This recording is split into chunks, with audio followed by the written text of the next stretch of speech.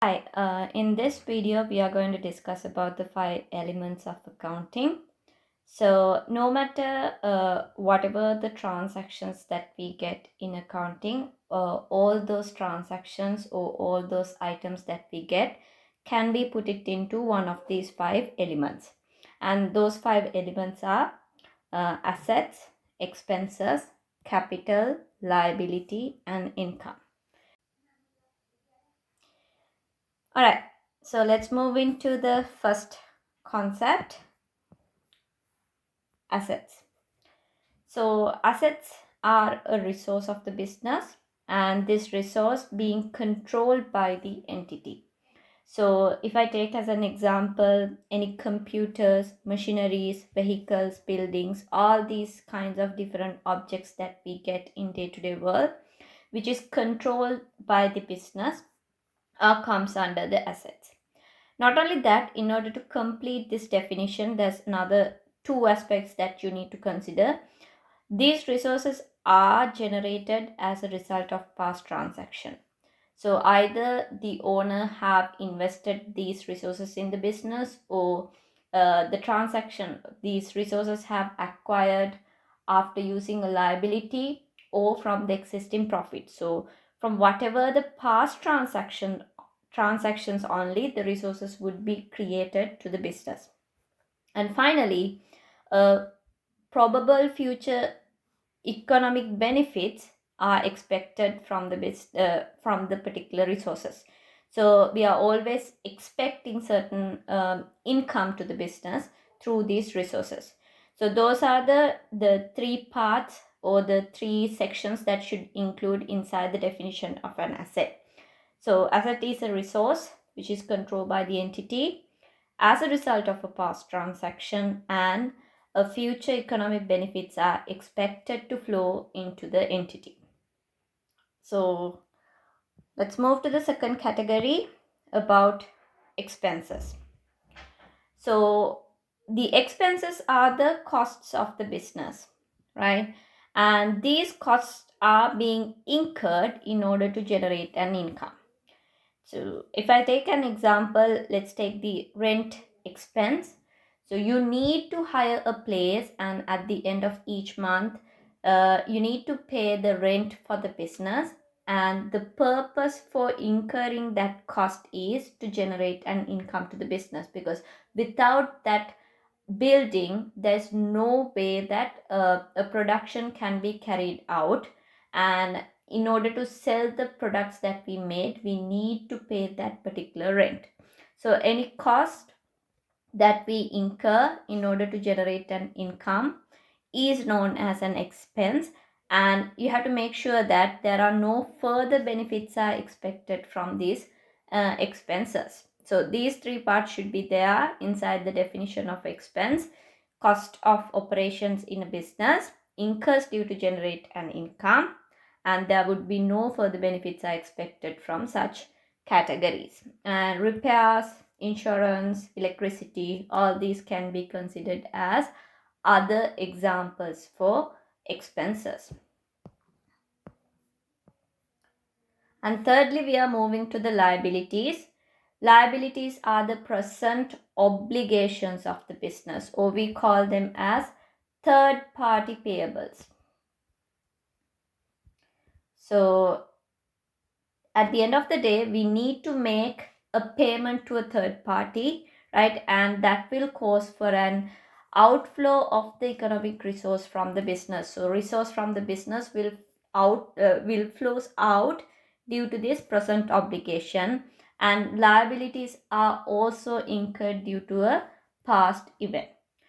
So if I take an example, let's assume that we have obtained a bank loan. So once you obtain a bank loan, we are supposed to pay that loan in a particular day. So since we have to pay that, we consider as a third part payable or obligation of the business.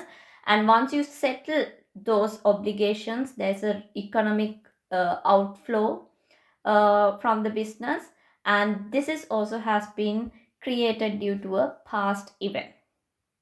And creditor also another example for a liability. Creditors means that let's assume that you purchase the goods and services from particular company, and since you didn't have enough cash, you promised them to pay later. So until the time that we pay them, we will consider them as creditors, which means that the payables of a business. So we are supposed to pay them on a future date, and till we pay them, it is considered as an obligation or liability of the business. Right. The fourth one is equity or capital. We use both terms in order to identify the net assets which is owned by the owners of the business. So whatever the assets or the resources which are owned and invested by the owners are known as equity and capital. So the capital is more likely used for sole trade businesses and partnership businesses, and the word equity is mostly used for limited liability companies. Mostly incorporated companies are using the term equity, but both terms means the same thing. Whatever the resources invested to the business by the owner, and you can get the equity of the business after deducting all the third party payables from the total resources of the business. Right, let's move to the last category, which we called as revenue. Revenues are the earnings of the business. So when we do the day-to-day business activities, at the end of the day, we are expecting a certain earning to the business, and those earnings are known as revenue. So when you sell your products, you are expecting a sales income. And if you rent out your place to somebody else, we are expecting a rent income from them. They will pay something to us. And if we put a fixed deposit, or if we put our money in a bank account or investment, so on top of those investment or FD or a savings account, we are expecting an interest income.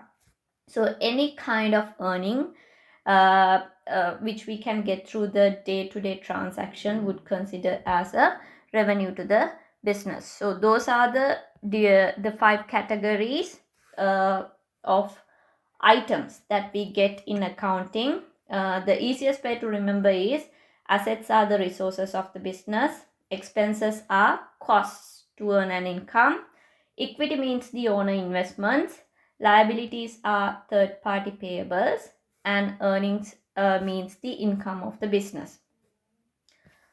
Right. So using this lesson, I want you to do this small exercise.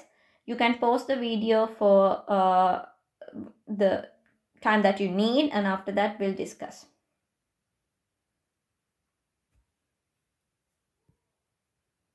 All right. So let's discuss. We need to identify what type of element or each of these activities items are. So cash is a resource of the business. Since it is a resource of the business, we call it as an asset. Creditors means that people that we need to pay in the future, since we have purchased the goods from them without paying cash. So therefore we consider them as a liability. Debtors are the opposite of the creditors. Debtors arise when we sell to a certain person and they are not, like when they didn't pay us. So until they pay back to us, we can consider them as a resource of the business because they are liable to pay to us, to the business. So we can consider as a resource, therefore it's an asset. Interest received means that let's assume that we have put a fixed deposit or an investment or something like that, and we are getting money on top of that investment. So therefore it's an earning to the business. So we can consider that as an income. Electricity is required in order to produce the goods and services, and this is just a cost to earn an income. So we consider that as an expense. Then comes the bank loans. Bank loans means that when you get a bank loan, there is an inflow of cash to the business, but we are supposed to pay this loan in a future date. Since it is a third party payable, we call it as a liability. Right. You can disregard the seventh one since we already have it here. Inventory or stock means the amount of raw materials or the finished goods that you keep in the business. So you can consider that as a resource of the business because it's something that you own and control at the business. So you can consider that as a resource, therefore it's an asset. Rent means the amount that you need to pay to the landlord for having the building that we use to produce products. So it's kind of like cost to the business, so we consider it as an expense. But if it is rent received, which means that we have a building and we gave it to somebody else, so they are supposed to pay the rent to us, so we can consider that as an earning. So therefore this would become an income in the business. Right. So this is the summary of the lesson. I hope you identify, you can, you get an idea about the 5 different elements of accounting. Thank you.